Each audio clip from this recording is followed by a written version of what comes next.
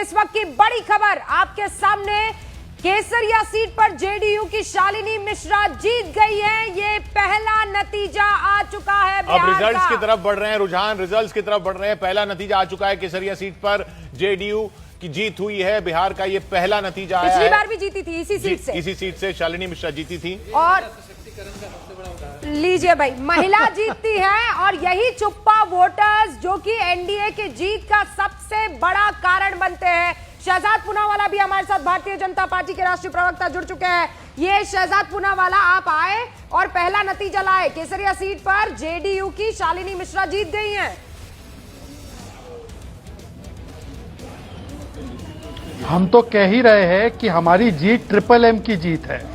मोदी के मैजिक की, महिला सशक्तिकरण की, और जो मिशन नीतीश जी के और मोदी जी के साथ बिहार लेकर चला है, तो ये मोदी, महिला समर्थन और मिशन नीतीश जी, मोदी जी का, ये तीनों एम को मिलाकर ही हम जीते हैं। और रूबिका जी, एक चीज, दो चीज बोलने दीजिए मुझे। आज तो 14 नवंबर है, तो 14 नवंबर के शुभ अवसर पर जवाहरलाल नेहरू जी को राहुल जी ने 95 हार जो है वो सौंपी है। और दूसरी बात, रूबिका जी, किशोर जी, याद है 2 महिला प्रवक्ता आरजेडी की बड़ी प्रखर रूप से बोलने आती थी आपके डिबेट्स में। आपसे कई बार उन्होंने वो क्या कह सकते कहा सुनी भी की। आज वो पूरे दिन से गायब है। मैं तो उनको, उन दोनों को और प्लस राहुल गांधी को शुभकामनाएं देना चाहता हूं कि उनकी जो लगातार जो बोलने की शैली थी वो हमारे लिए बहुत काम कर रही थी। तो मैं समझता हूं कि प्रियंका भारती जी, कंचना यादव जी और राहुल जी, इन तीनों ने जितनी जीजान मेहनत बीजेपी और एनडीए को जिताने के लिए की है, मैं उसके लिए साधुवाद करता हूं। वैसे पीके जी ने बोला था कि 25 से कम आएगी नीतीश जी की, वरना मैं राजनीति छोड़ दूंगा। तो बस अब वो क्लिप मैं आपके पास भेजूं क्या रूबिका? एक बार पीके जी से पूछना कि वो अपनी बातों से हटेंगे तो नहीं, उनके जनसुराज के भी कोई न्यूज 18 इंडिया की ही क्लिप है जो वो भेजना चाह रहे हैं। उस पर हमारी पहली नजर है। वो सवाल जब पूछा गया था तब उन्होंने बकायदा ये बात कह दी थी कि 25 से ज्यादा जेडीयू की आ जाएगी तो मैं राजनीति छोड़ दूंगा। मैंने कहा राजनीति छोड़ देंगे आप? इतना अतिशयोक्ति कहने की क्या जरूरत है? उन्होंने कहा आप लिख कर ले लीजिए कि 25 से ज्यादा जेडीयू को नहीं आने वाली है। और इस वक्त जब हम बात कर रहे हैं तो 78 सीटों के साथ जेडीयू दूसरे नंबर की सबसे बड़ी पार्टी बनी हुई है। शहजाद बने रहिएगा। मणिशंकर अय्यर साहब भी हमारे साथ यहाँ पर मौजूद है। लेकिन इस प्रचंड जीत के बाद आप देखिए, अब तो नतीजे आने लगे हैं। इस प्रचंड जीत के और जनसुराज के बकायदा प्रवक्ता भी हमारे साथ बैठे हुए हैं, है ना? सर बताइए, वो प्रशांत किशोर जी का जो इंटरव्यू है न्यूज 18 इंडिया के साथ, वो बड़ा वायरल हो रहा है। सबसे पहले संजय जी को और शहजाद जी को, चूंकि अब जो रुझान है वो परिणाम में तब्दील होंगे, इन दोनों को बहुत बहुत शुभकामना, बहुत बधाई। आपको बिहार की जनता ने जो जनादेश दिया है और जो हम लोगों को दिया है, उसे बड़ी शालीनता से स्वीकार करते हुए सिर्फ 2 प्रमुख बातें हैं जो सामने आ रही हैं। पहला, जनसुराज को लगभग 70 से 75% सीटों पर तीसरे नंबर की हम पार्टी बने हैं, यानी जनता ने एक विकल्प के तौर पर देखा। लेकिन साथ ही साथ जंगल राज ना आ जाए, ये डर साफ तौर पर दिख रहा है। और अच्छा है कि जंगल राज हमेशा के लिए बिहार से साफ हो रहे हैं। अगले 5 वर्ष तक एक प्रमुख विपक्षी दल के तौर पर हमारी आवाज शायद नेशनल मीडिया में दिखाई न जाए, लेकिन आपको लगातार सुनाई देती रहेगी। बिहार से जो जनसुराज की आवाज उठेगी, चाहे वो पलायन हो, चाहे रोजगार हो, चाहे वो बाकी के प्रमुख मुद्दे हो, बाढ़ की त्रासदी हो। अब आपका विषय उसी पर आ रहा है। बैठकर अपनी बात रख रहे हैं, जबकि आपका खाता भी नहीं खुला है। फिर आप कोई बात नहीं है रूबिका जी, हम अपनी बात बहुत मजबूती से अगले 5 साल करते रहेंगे, निभाएंगे तो आपकी आवाज बुलंद होगी। बिल्कुल रूबिका जी, और वो जनसुराज बिल्कुल निभाएगा। देखिए, राजनीति में कथन पे अगर हम चलें तो बड़का झूठा पार्टी और मिट्टी में मिल जाएंगे, ये आज का दिन नहीं है इन सब विषयों पर। भाई प्रशांत किशोर जी कहे होते कि 150 सीटें आएंगी जदयू को, और भाजपा को जो है बाकी का 103, हाँ, और 241 सीट ये जीत जाएंगे और उससे जनसुराज चुनाव लड़ता। अगर भाई थोड़ी परिपक्वता आप भी रखिए। चलिए, और दूसरा, अब सबसे महत्वपूर्ण बात, कब कही थी ये प्रशांत किशोर जी ने बात? आपके ही चैनल पर या आपसे? उसके बाद 125 यूनिट, उसके बाद 10,000 रुपए। और बहुत इंपॉर्टेंट है, इस बात को याद रखिएगा जो मैं आज कह रहा हूं आपसे, ठीक है? एकदम क्विकली बोल रहा हूं। देखिए, बिहार ने एक नया पैंडोरा बॉक्स खोल दिया है, और वो पैंडोरा बॉक्स ये है कि आने वाले सभी चुनाव में चाहे हमको कर्ज लेकर घी पीना पड़े, लेकिन जनता टैक्स एक तरफ लोग भरेंगे मजबूती से मेहनत करके, और दूसरी तरफ एक एक घर में 40-40, 50-50 हजार रुपए दिए गए हैं। इसका मतलब ये प्रमाण है। मुफ्त की रेवड़ी पर जो आप बात कर रहे हैं, ये जो रेवड़ी कल्चर है, इसकी शुरुआत बिहार ने बड़ी मजबूती से शुरुआत की तो है। बहुत पहले हो गई थी। शुरुआत तो बहुत इससे पहले हो गई थी। सर, इसके पहले 1,500, 2,000 होता था। यहाँ 3,17,000 करोड़ के बजट पर हम 125 यूनिट मुफ्त, 10,000 रुपए एक एक महिलाओं को, और जिनको नहीं मिला उनको भी प्रॉमिस किया गया है। रोक रही हूं। चुनाव आयोग के नतीजे जो आ रहे हैं और चुनाव आयोग के जो आंकड़े आ रहे हैं वो भी दर्शकों को बता दें। 201 इस वक्त चुनाव आयोग की वेबसाइट पर 201 में एनडीए लीडिंग है, मतलब 200 को भी पार कर गया। 200 को मतलब आप डबल सेंचुरी पार कर चुकी है एनडीए।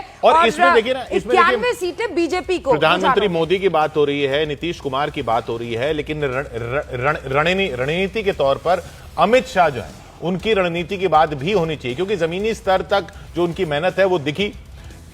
35 जनसभाएं उन्होंने की, रोड शो किया, संभाग स्तर की 5 बैठकें की, जिला स्तर की 5 बैठकें की। बिहार में अमित शाह के कार्यक्रम की कुल संख्या 40 रही। ये अमित शाह ने कार्यकर्ताओं को चार्ज किया, जैसा कहते हैं, मंडल स्तर तक उन्होंने कार्यकर्ताओं के साथ बैठक की। तो ऐसा नहीं है कि सिर्फ ये दो चेहरों की ही बात है, वो रणनीति के लेवल पर जो हुआ है, ग्राउंड स्तर पर अमित शाह की तरफ से हुआ है, उनको चाणक्य जो कहा जाता है, वो दिखा भी है, उसके आंकड़े दिख रहे हैं। जिला स्तर के कार्यकर्ताओं के साथ मीटिंग की, 100 से ज्यादा बागी थे, उनको मनाना। वो लोग भी अमित शाह के बिना किसी और की बात सुनने को तैयार नहीं थे। हैं कि नामांकन के लिए जा रहा है बागी जी, और उसको फोन अमित शाह करते और वो बागी जो है लौट कर आ जाता जी। नामांकन कर देने के बावजूद, मतलब ऐसी बातें भी हैं कि ग्राउंड जीरो पर मौजूद रहकर हर एक चीज को और वो रिजल्ट में रिफ्लेक्ट कर रहा है, और वो आज की तारीख में दिखाई दे रहा है। 14 नवंबर को काउंटिंग है, 11 नवंबर को चुनाव है। बेलसंड वालों, चुनाव का नतीजा जानना चाहते हो क्या? जानना है क्या? अरे जोर से बोलो, जानना है क्या? तो मेरी बात याद रखना, 14 नवंबर 8 बजे बैलेट बॉक्स खुलेंगे, मतपेटियां खुलेगी, 9 बजे मतगणना शुरू होगा और 1 बजते बजते लालू राहुल की पार्टियों का सुपड़ा साफ, और वो सुपड़ा साफ हो चुका है, एक तरह से दिख ही रहा है। 40 पर महागठबंधन। रविशंकर प्रसाद भी हमारे साथ जुड़ रहे हैं। रविशंकर प्रसाद जी, बहुत बहुत शुभकामनाएं। नीतीश जी फिर से मुख्यमंत्री बन रहे हैं।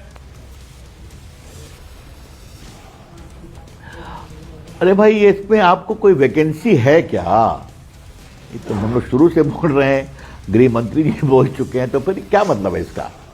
कोई वैकेंसी नहीं है। और हमें अमित शाह जी ने तो ये भी कहा, ना प्राइम मिनिस्टर के पोस्ट की वैकेंसी है, ना मुख्यमंत्री के पोस्ट की वैकेंसी। लेकिन हाँ, ये रिजल्ट बहुत ऐतिहासिक है और मैं बार बार कह रहा हूं, मुझे अपने बिहारी और बिहार की जनता पर बहुत गर्व है, अभिनंदन, बहुत प्रणाम कि जात पात से ऊपर उठकर बिहार की जनता यह ऐतिहासिक रिजल्ट देती है। तो देखिए, इस बिहार के चुनाव को आप पारंपरिक चुनाव से तुलना मत करिए।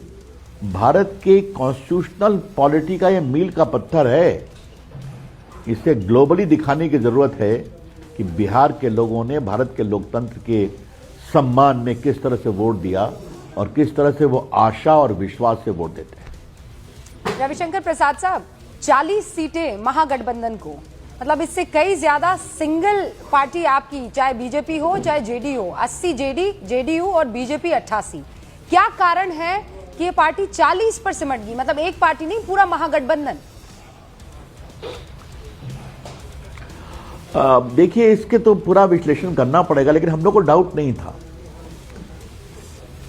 देखिए, बिहार में लालू जी का जंगल राज जो है ना, वो बिहार की राजनीति का एक बहुत ही काला अध्याय है। लालू जी अभी 32.5 साल की सजा उनको हो चुकी है, चारा घोटाले के 4 अलग अलग मामलों में। वो बेल पर अलग बात है। तेजस्वी जी 420 के आरोपी हैं, चार्ज फ्रेम हो गया है करप्शन का केस में दिल्ली के एंटी करप्शन कोर्ट में।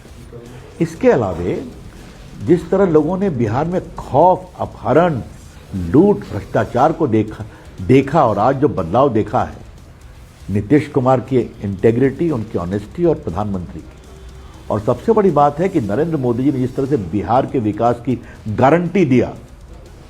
आज देखिए बिहार की सड़कें, बिहार का एयरपोर्ट, बिहार में हर गांव में बिजली जी, बिहार में 8 वंदे भारत ट्रेन पटना से चलती है, आप लोगों ने देखा है। और नीतीश कुमार जी ने जो जमीन पर काम किया, महिलाओं के एम्पावर का काम जो मोदी जी की सरकार और नीतीश जी की सरकार ने किया, इन सबों का सम्मिलित असर पड़ता है। हम बता दें उपेंद्र कुशवाहा जी भी हमारे साथ जुड़ चुके हैं। उनकी पत्नी जो है सासाराम से चुनाव लड़ रही हैं और मेरे ख्याल से लगभग 6000 वोटों से आगे भी चल रही है। उपेंद्र जी, बहुत बहुत स्वागत है आपका न्यूज 18 इंडिया पर। हमारी मुलाकात बिहार के चुनावों के दौरान हुई थी और आप बहुत कॉन्फिडेंट थे और आपका स्ट्राइक रेट भी बढ़िया चल रहा है। उपेंद्र जी, नहीं, आपकी आवाज बहुत स्पष्ट नहीं आ रही है। आपको बहुमत तो स्पष्ट आ रहा है। स्पष्ट नहीं आ रही। हाँ, बहुमत तो स्पष्ट आ रहा है, इसके लिए हम बिहार की जनता का धन्यवाद करते हैं।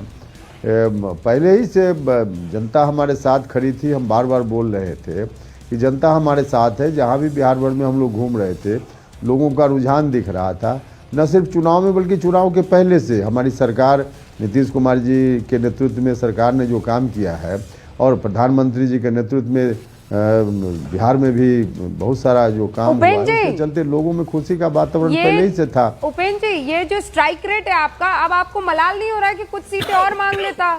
6 की 16 हो जाती तो भी बढ़िया स्ट्राइक रेट रहता। ऐसा नहीं। देखिए, एनडीए में जो भी पार्टी जीत रही है वो हमारी जीत है, हम सबकी जीत है। इसलिए कौन पार्टी उसमें, बीजेपी कहाँ जीत रही है, जेडीयू कहाँ जीत रहा है, हमारी पार्टी कहाँ, एलजेपी कहाँ, उसका कोई मतलब नहीं है। जो हम जीत रहे हैं सबके लिए हमारे मन में बराबर की खुशी है। तो हमारी पार्टी के खाते में और सीट आती है इसका कोई मतलब नहीं है। आज की तारीख में हम जीत रहे हैं, अच्छी सरकार फिर से बनाएंगे। इस बात के लिए हम बिहार की जनता का धन्यवाद करते हैं बार बार। अच्छा, आप मुझे ये बताइए कि मुख्यमंत्री कौन होगा एनडीए का? नीतीश कुमार जी मुख्यमंत्री थे, नीतीश कुमार जी मुख्यमंत्री हैं और नीतीश कुमार जी मुख्यमंत्री रहेंगे, इसमें तो कोई बात ही नहीं है। और स्नेहलता जी जब जीतेंगी तो मंत्री बनेंगी वो? अब जीतेंगी तो जीत ही रही हैं तो मंत्री बनेंगी वो? नहीं, ये तो जो मुख्यमंत्री बनेगा उसके विशेषाधिकार का मामला है। और फिर एनडीए में सब लोग मिलकर तय करेंगे किस पार्टी के खाते में क्या होना है।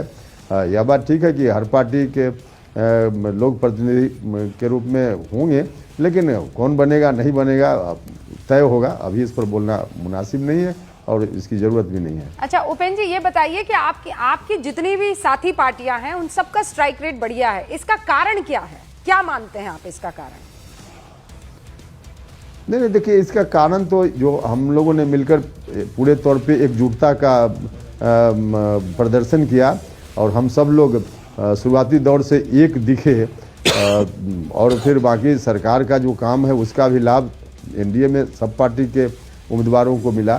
तो और नेतृत्व प्रधानमंत्री जी का हो, मुख्यमंत्री जी का हो, एनडीए में जो अलग अलग घटक दल के लोग हैं, सब लोगों ने एकजुटता के साथ चुनाव कैंपेन में काम किया।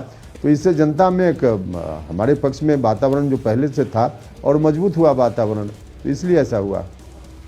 ये बताइए कि अब यहां से ये रिजल्ट तो आ गया और ये इतना प्रचंड बहुमत भी आ गया, ये जो चुनौती जो शुरू होती है कि जैसे 10,000 वाला पैसे देने की बात आ रही है कि 10,000 दिए हैं, इसके आगे और देने पड़ेंगे, ये बिजली जो फ्री है, ये फिर सवाल उठेंगे कि भाई बजट तो आपने सारा इन सब चीजों में खर्च कर दिया। नहीं, बिल्कुल ऐसा नहीं है। देखिए, सरकार ने पहले अनाउंस किया है इस योजना को तो बहुत सोच समझकर कैलकुलेटेड वे में, तो कहाँ से पैसा आएगा, क्या होगा, बाकी जो स्कीम पहले से है या और दूसरी स्कीम जो अलग तरीके से बाद में लिया जाएगा, तो उसमें कहाँ से पैसा आएगा, कहाँ खर्च होगा, कैसे होगा, इस पर ब्लूप्रिंट है। सरकार ने अपना सब एक्सरसाइज किया है, तभी इस तरह की योजना सरकार ने लाई है। इसलिए यह कोई चिंता का विषय नहीं है कि पैसा कहाँ से आएगा और कैसे होगा। बिल्कुल पुख्ता इंतजाम है और उस तरह से सरकार ने डिसीजन लिया है। तो हमने जो कहा है जनता को कि हम अभी जो कर रहे हैं आगे भी हम करेंगे, तो उस पर कहीं कोई इफर्ट नहीं है। 100% जो वादा हमने किया है उस पर हमारी सरकार खरा उतरेगी।